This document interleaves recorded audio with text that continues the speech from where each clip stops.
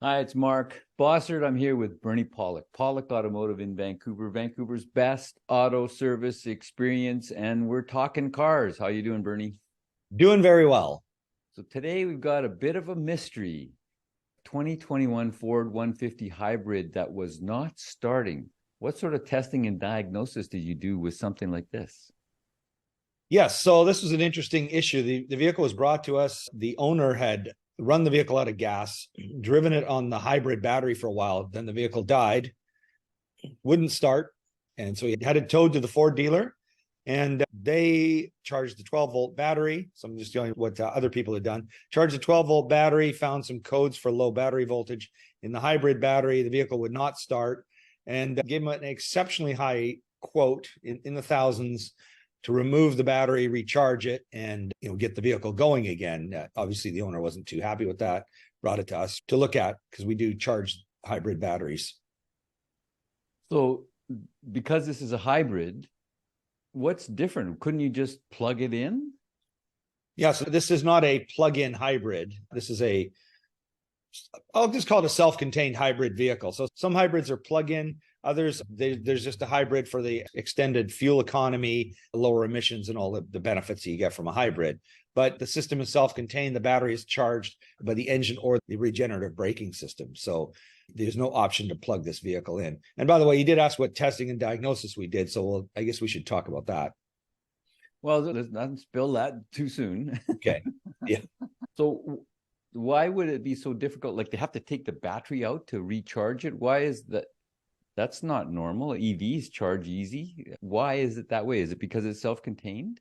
Yeah, well, because the system is self-contained and everything, of course, it's high voltage electrical systems. There's certain parameters that have to be met to even introduce any electricity in and out of the battery. So the battery has to be opened up so you can actually get inside the battery and charge it.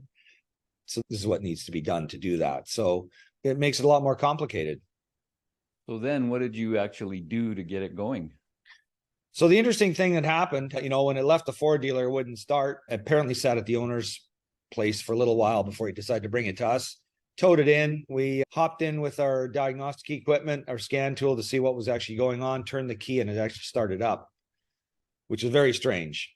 So the question is, why? I won't say anything magic. We didn't do anything. It actually just started. And so we speculated, I wonder why. But first things first, before we get into that, we looked at the codes. Then because the vehicle started and was running, there was a huge number of codes in a variety of different modules. We cleared everything. The only code that returned was a camera module code, which has nothing to do with any of the issues. It's a completely separate item.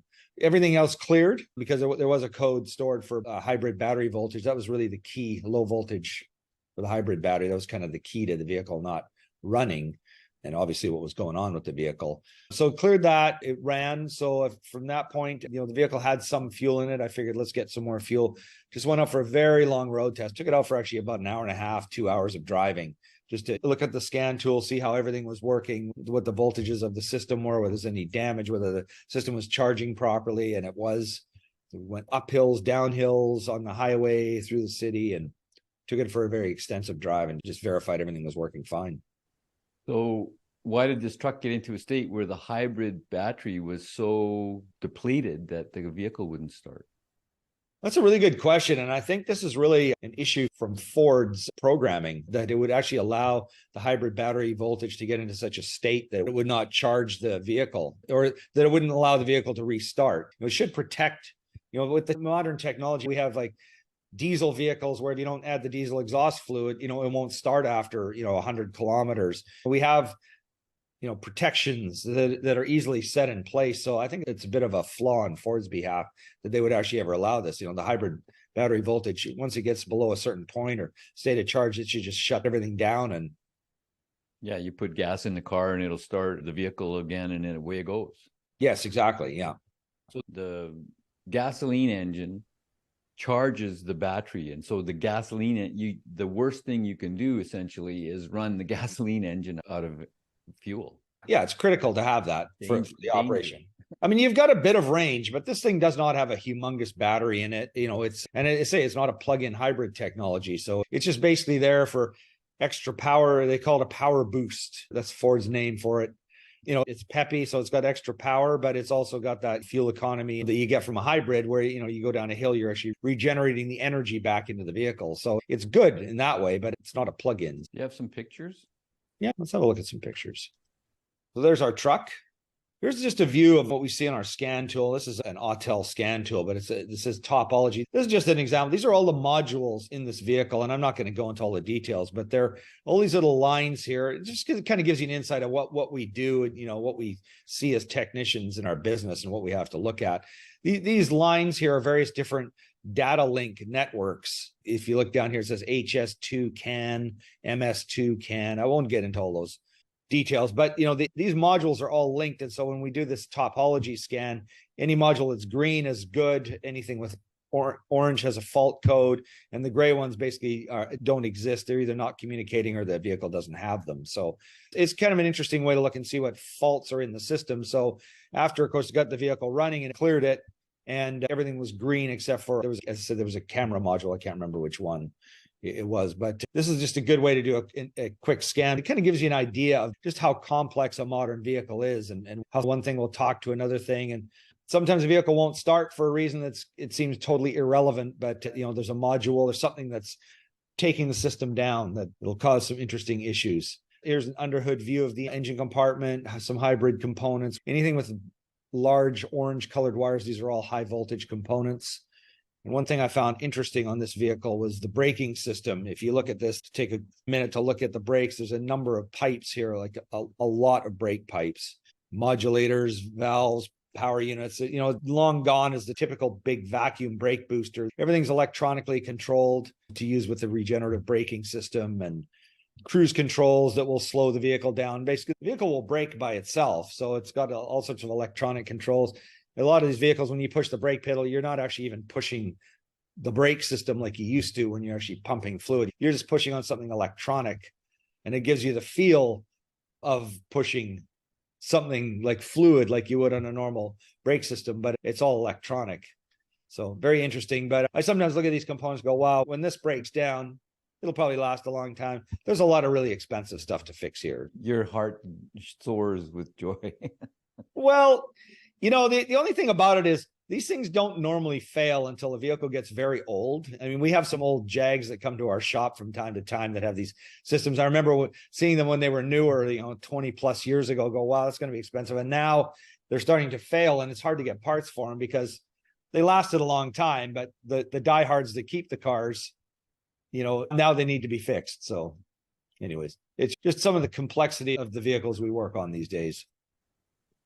So basically the message here is, if you have a hybrid vehicle, don't run out of gas because you have a very limited time before things get really bad and really expensive to fix. Is that the bottom line? That is the bottom line, for sure. I mean, don't run out of fuel. I mean, that's kind of key in any vehicle. But yeah, don't run out of fuel. Same if you have a battery electric vehicle, don't run out of electricity because you're going to be stuck on the side of the road. But at least with, a Tesla, you can have someone come by and you can either have it towed, plug it in, have someone plug it in. I know you didn't like me saying this, but, you could have a Honda generator by the side of the road with a plug and charge it. It would be there for a very long time. It would be kind of silly, but it could be done to get you moving again. But the key is, watch your fuel and don't run out of it. But I guess the other thing we didn't talk about is why this vehicle started, when it was at the dealer and wouldn't start, and they were quoting a lot of money. And, it's not like we have some kind of magic wand touch. I think the vehicle had apparently sat for a week. So, I've kind of picked the brains of a few other people I deal with in the world of EVs and hybrids, just to go, why do you think this happened? Because it's kind of odd. And we speculated one of a couple of things. Sometimes batteries will just, through the chemistry of batteries, if they're not used for a while, the charge will build a little bit. So it might be that the voltage just built up just to the threshold the vehicle would start, is one speculation. The other thing is, it might be that the trouble codes that were stored in the vehicle computer when the battery went dead would not allow the vehicle to start. But after a certain amount of time and maybe a few tries with the key, and more than Ford had tried or the owner had tried, the vehicle somehow, the codes went from like a hard code status to a pending code, and that allowed the vehicle to start. So those are a couple of things we speculated on. So, it's good at the end of the day, because it'll still cost this client a bit of money for us to look things over, road test it, scan it, and do things like that. But it was, certainly much cheaper than having to take the battery out dismantle it, charge it, put it back in. Right. And just to be clear, the 12-volt battery is what starts the gasoline engine, not the hybrid battery. No, it's not. Actually, the 12-volt battery does not start the gasoline engine. The 12-volt battery only runs all the accessories and runs the sort of basic electrical system. But yeah, no, the hybrid battery is actually what starts the vehicle. Oh, okay. Yeah, we've done ones on Ford Escapes too, and Priuses. The actual starter, there's no starter motor. It's not true of all hybrids. There are some that have starter motors, but these ones have no starter motor. It's actually the motor generator unit that actually starts the electric hybrid motor generator unit that actually starts the internal combustion engine. So rather than the gasoline motor turning the generator to charge the battery turns it the other way to start the engine in a way. Exactly. Yeah. It's kind of brilliant. I mean, it really takes away a lot of extra bits and pieces. You don't have a separate alternator. You don't have a separate starter motor. It's just all integrated in one unit. Right. Yeah. So don't run your hybrid out of gas. Don't try and drive it too long on battery only. You're going to be in trouble. But how are hybrids? What's your opinion about hybrids, these kind? Yeah, they're good. I think hybrids are kind of overly complicated. I mean, if you have just a straight EV or a straight internal combustion engine, you've got like a lot more complication because you've got two systems. But I mean, on the positive note, you don't have to worry about range anxiety like some people do with EVs. You can drive anywhere and however long you want. And they generally are pretty reliable. I mean, this is a fault of running out of fuel, why we're even doing this podcast, because generally, like Priuses, Toyota Prius is very reliable. We do work on Escape hybrids, but the hybrid system really has no trouble.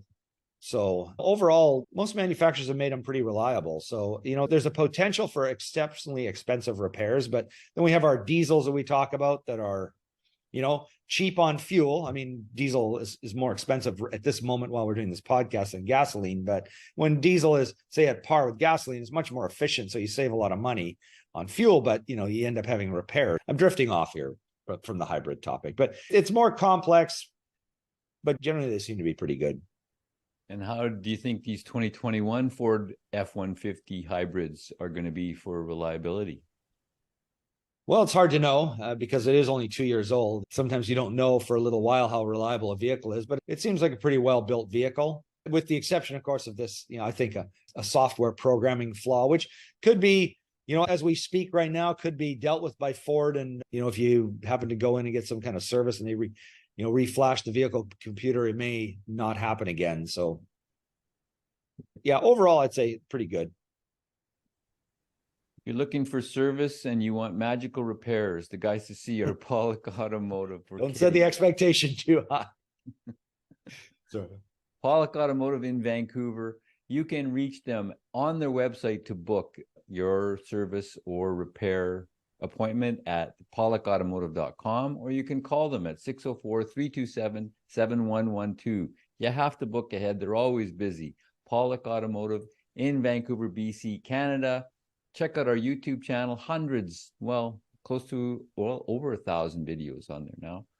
Been doing this for a while. All makes and models and types of repairs. Thanks so much for watching and listening. Thanks, Bernie. Thank you, Mark. Thanks for watching.